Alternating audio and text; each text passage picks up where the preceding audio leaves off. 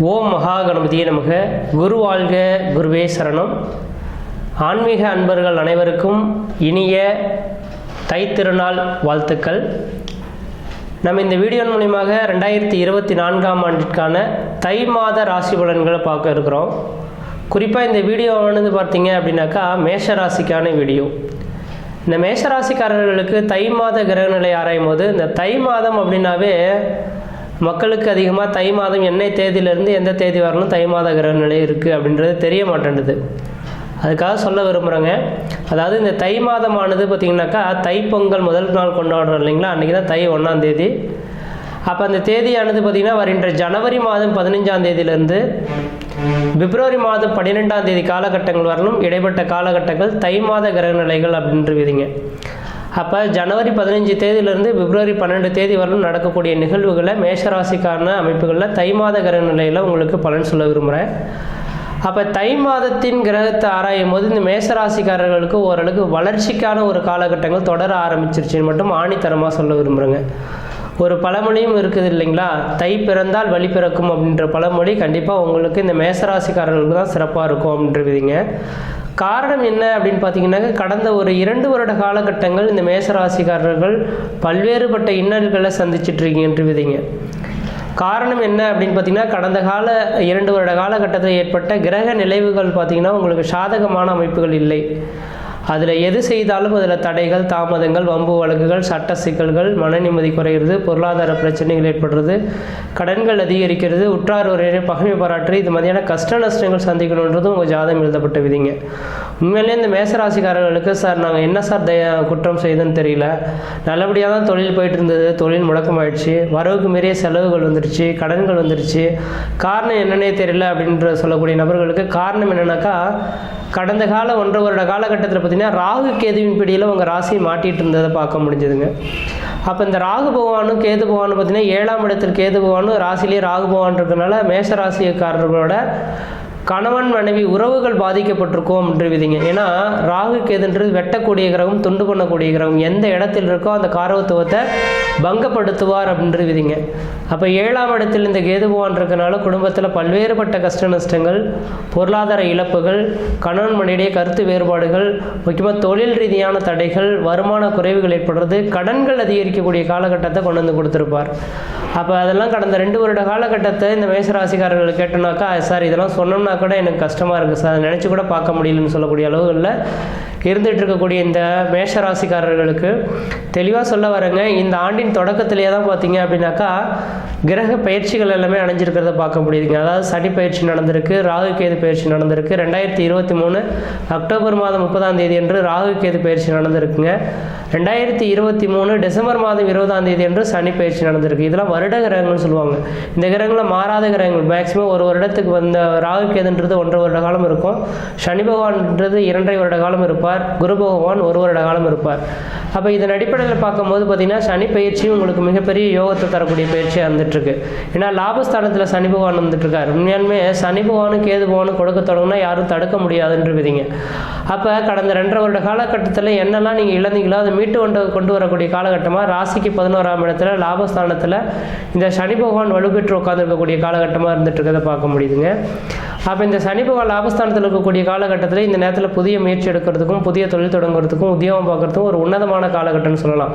அப்போ இந்த தை முதல் நாளிலிருந்தே, அந்த தை மாதத்திலிருந்தே பார்த்தீங்க அப்படின்னாக்கா ஏதாவது சுப நிகழ்ச்சிகள் செய்யணும், தொழிலை விரிவுபடுத்தணும், தொழிலுக்காக ஏதாவது ஒரு நல்ல காரியங்கள் செய்யணும்னாக்கா செய்கிறதுக்கு இந்த தை மாத கிரகங்களும் உங்களுக்கு சாதகமாக இருக்குது. சார் எனக்கு வேலை வாய்ப்பே இல்லையா சார், எனக்கு நிரந்தரமான வேலை வாய்ப்பு கிடைக்குமா அப்படின்னு சொல்லக்கூடிய நபர்களுக்கு நிரந்தரமான வேலை வாய்ப்புகள் கிடைக்கும். ஏன்னா 9ஆம் அதிபதி பாக்கியஸ்தானாதிபதி உங்கள் ராசியிலேயே வந்து உட்காந்து அவர் வக்ர நிவர்த்தி அடைந்த காலத்தினால உங்களுக்கு ஒரு நிரந்தரமான வேலைவாய்ப்பு கிடைக்கக்கூடிய அமைப்புகளும் உருவாகுதுங்க. அதே வேளையில் 12ஆம் இடத்துல ராகு பகவான் இருக்கிறதுனால எதிரிகளை வெல்லக்கூடிய காலகட்டம் உருவாகும்.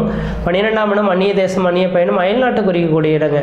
அப்போ ஒருவேளை இந்த நேர காலகட்டத்தில் ஊரை விட்டு வெளியூர், வெளிமாநிலம், வெளிநாடு தொடர்பு வரணும்னாக்கா இந்த மாத காலகட்டத்தில் வெளிநாட்டுக்கான வாய்ப்புகள் உருவாதுங்க. சார் வெகு நாட்களாக எதிர்பார்த்துட்ருக்கோம் சார், இன்றைக்கி விஷா வந்துடும், நாளைக்கு விஷா வந்துடும், இன்றைக்கி கூப்பிட்றேன், நாளைக்கு கூப்பிட்றேன்னு சொல்கிறாங்க, ஆனால் டிலே ஆகிட்டே போயிட்டுருக்கு, எங்களுக்கு எப்போ சார் அயல்நாட்டு செல்றதுக்கான வாய்ப்புகள் வரும்னு எதிர்நோக்கி காத்திருக்கக்கூடிய நபர்களுக்கு உங்களுக்கு இந்த தை மாத கிரக நிலையில் பார்த்தீங்க அப்படின்னாக்கா உங்களுக்கு வெளிநாடு செல்றதுக்கான வாய்ப்புகள் உருவாகும். அதேவேளை அரசு வேலைக்காக காத்திருக்கக்கூடிய நபர்களுக்கு உங்களுக்கு அரசாங்க பதவிகள் உங்கள் வீட்டின் வாயில் கதவு தட்டக்கூடிய காலகட்டமாக உருவாகும். தனியார் துறையில் வேலை செய்யக்கூடிய நபர்களுக்கு இதுக்கு முன்பாக உங்களுக்கு தனியார் துறையில் ஒரு மதிப்பு மரியாதை எதுவுமே கிடைச்சிருக்காது. இப்போ சாதாரணமாக சின்ன ஒரு வேலைகள் செய்திருப்பீங்க, அதை பாராட்டி உங்களுக்கு கௌரவ பதவிகள் கொடுக்கக்கூடிய காலகட்டம் உருவாகும். தொழில் வளர்ச்சிகள் பெறக்கூடிய காலகட்டம் உருவாகும். சம்பள உயர்வுகள் பெறக்கூடிய காலகட்டமும் உருவாகுன்றீங்க. அதனால் தொழில் வளர்ச்சிக்கான ஒரு காலகட்டங்கள், தொழில் மூலியமாக லாபங்கள் பெறக்கூடிய காலகட்டங்கள்ன்றீங்க. கடந்த ஒரு 1.5 வருஷ காலம் பார்த்தீங்கன்னாக்கா உங்களுக்கு பொருளாதார இழப்புகள், என்ன உழைச்சாலும் சம்பாதிக்கிற இல்லையே அப்படின்ற மாதிரி ஏங்கி தவிக்கிற நபர்களுக்கு இந்த நேர காலகட்டத்தில் மேசராசிக்காரர்கள் எந்த அளவுக்கு உழைக்கிறீங்களோ உழைப்புக்கு தகுந்த ஊதியத்தை பன்மடங்கு பெருக்கி கொடுக்கறதுக்கு இந்த சனி பகவான் காத்துட்ருக்கார். அதனால் உழைக்கிறதுக்கு நீங்கள் ரெடியாக இருந்தீங்கன்னாக்கா இந்த தை மாத கிரகநிலையிலிருந்தே இந்த மாதம் மட்டும் எடுத்துக்கொள்ள வேண்டாங்க. எனக்கு தெரிஞ்சாலும் இன்னும் ஒரு 2.5 வருட காலகட்டங்கள், அதாவது 2025 முடிகிற வரலுமே சொல்லலாம், ஒரு 2025 முடியக்கூடிய காலகட்டம் வரலுமே உங்களுக்கு யோகமான ஒரு காலகட்டங்கள் தொடர ஆரம்பிச்சிருச்சுங்க. எது செய்தாலும் உங்களுக்கு சாதகமான ஒரு சூழல்களை ஏற்படுத்துறதுக்கும் குடும்பத்தில் மன நிம்மதி பெறத்துக்குமான ஒரு காலகட்டமாக இருந்துட்டுருக்கும். இந்த மாத காலகட்டங்கள் தொழில் வளர்ச்சிக்கான காலகட்டமாக இருந்துட்டு இருக்கிறத பார்க்க முடியுதுங்க. அதேபோல் 7ஆம் அதிபதினு சொல்லக்கூடிய கிரகம் சுக்கிர பகவான் சொல்லக்கூடிய கிரகம் இன்றைக்கி 8ஆம் இடத்துல இருந்தாலும் வீடு கொடுத்த கிரகமானது கேந்திரத்தில் உட்காந்துருக்கிற திரிகோணத்தில் உட்காந்துருக்க ஒரே ஒரு காரணத்தினால இந்த மாத காலகட்டத்தில் திருமணம் வெகு நாட்களாக தடைபட்டு நின்ற மேஷராசிக்காரர்களுக்கு நிரந்தரமான திருமண வாய்ப்புகள் கூடி வரும். அதேபோல் 5ஆம் அதிபதி சூரிய பகவான் தனக்கு 10ஆம் இடத்துல இந்த மாதத்தின் தொடக்கத்தில் இருக்கிறதுனால குழந்தை பேர் இல்லாத காத்துட்ருக்கக்கூடிய நபர்களுக்கு நிரந்தரமான புத்திர பேர் உருவாகிறதுக்கான ஒரு வாய்ப்புகள் உருவாகுன்றவிதிங்க. அதேபோல் ஏற்றுமதி இறக்குமதி பிஸ்னஸ் செய்யக்கூடிய நபர்களுக்கு தொழில் வளர்ச்சிகள் ஏற்படக்கூடிய காலகட்டம் உருவாகுன்றவிதிங்க. அப்போ இந்த மாத காலகட்டத்தின் அடிப்படையில் பார்க்கும்போது மேஷராசிக்காரர்களுக்கு எனக்கு தெரிஞ்சிடும் ஓரளவுக்கு வளர்ச்சி நிறைந்த காலகட்டமாக இருந்துட்டு இருக்கிறத பார்க்க முடியுதுங்க. எந்த அளவுக்கு நீங்கள் முயற்சிகள் எடுக்கிறீங்களோ அந்தளவுக்கு இந்த மாத காலகட்டம் ஒரு மிகப்பெரிய ஒரு வளர்ச்சிக்கான காலகட்டமாக இருக்கும். இந்த மாத காலகட்டமானது பவகரணத்தில் பிறந்திருக்குங்க. பவகரணம் என்பது கர்ணநாதன் தான் அந்த மாதத்தின் வழிநடத்தக்கூடிய ஒரு கிரகம்ன்றீங்க. அப்போ இந்த மாதத்தை வழிநடத்தக்கூடிய கிரகம் யாருன்னுக்கா செவ்வாய் பகவானா உங்கள் ராசிநாதனாகவே வராருங்க. அப்போ ராசிநாதனே 9ஆம் இடத்துல இருக்கிறனால பவகரணத்தில் இந்த மாதம் உதயமாக இருக்கிறனால இந்த மாதத்தில் பார்த்தீங்கன்னாக்கா செவ்வாய் பகவானை நீங்கள் வழிபாடு செய்கிறது ஓரளவுக்கு நல்லாயிருக்கும். செவ்வாய் பகவானோட அம்சம் பார்த்தீங்கன்னாக்கா லட்சுமி நரசிம்மருங்க. அப்போ லட்சுமி நரசிம்மர் கோயிலுக்கு போய்ட்டு இந்த மாதத்தில் ஒரு வழிபாடு செய்துட்டு வந்தீங்கன்னா எடுத்த காரியங்கள் வெற்றி ஏற்படக்கூடிய காலகட்டம் உருவாகுன்றீங்க. சிங்கத்தின் படத்தை வீட்டில் மாட்டி வைக்கிறது ஓரளவுக்கு நல்ல பலன்கள் தரும். நரசிம்மரோட படத்தை வீட்டில் மாட்டி வச்சுட்டு அன்றைய நாட்கள் சாமி கும்பிட்டுட்டு கிளம்புனீங்கன்னா அந்த நாட்கள் மிகவும் சிறப்பான ஒரு நாட்களாக இருந்துட்டு கொண்டுருவீங்க. அப்போ இந்த மாதத்தில் நீங்கள் வழிபடக்கூடிய தெய்வம்னா லட்சுமி நரசிம்மர். இந்த லட்சுமி நரசிம்மரை வழிபாடு செய்ய செய்ய இந்த மாத காலகட்டங்களும் உங்களுக்கு ஒரு சாதகமான ஒரு சூழல்களை ஏற்படுத்தி தரக்கூடிய காலகட்டமாக உருவாகும்.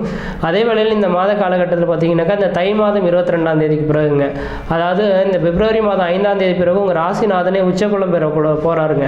அப்போ உங்களோட ராசிநாதன் மிகப்பெரிய வலிமை பெறக்கூடிய இந்த மாத காலகட்டத்தில் நீங்கள் எது செய்தாலும் தொட்டதெல்லாம் தொடங்கக்கூடிய காலகட்டங்கள், நினைச்சதெல்லாம் சாதனை பண்ணக்கூடிய காலகட்டம் உருவாகும். குடும்பத்தில் சுப நிகழ்ச்சிகள், சுபகாரியங்கள், வீடுமனை வாசல் வாங்குறது, வீடுமனை வாசல் கட்டுறது, குடிபெயர்றது, குலதெய்வத்துக்கு செய்ய வேண்டிய சடங்குகள் செய்கிறது, திருமணம் சம்பந்தமான விஷயங்கள் முயற்சி எடுக்கிறது, குழந்தை பேருக்காக காத்திருக்கக்கூடிய நபர்கள் குழந்தை பேர் கருத்தரிக்கிறதுக்கான வாய்ப்புகள் உருவாகிறது, தொழில் வளர்ச்சிகள் ஏற்படுறது, உற்றார் ஒரு மன நிம்மதி மன சந்தோஷங்கள் ஏற்படுறது, எதிராளிகள் உங்களை விட்டு விலகி ஓடக்கூடிய காலகட்டமாக இந்த மாத காலகட்டம் இருந்துட்டுருக்கு. லாபஸ்தானத்தில் இன்னொரு 2 வருட காலகட்டத்துக்கு இந்த சனி பகவான் இருக்கனால இந்த 2 வருட காலகட்டத்துக்கு மேசராசிக்காரர்களில் அடிச்சுக்க முடியாதுன்றீங்க. எந்த அளவுக்கு உழைக்கிறீங்களோ உழைப்புக்கு தகுந்த ஊதியத்தை பெறக்கூடிய காலகட்டம் உருவாயிடுச்சுங்க. முயற்சி எடுத்து பாருங்கள், கண்டிப்பாக வெற்றி பெறுவீங்க. நன்றி, வணக்கம்.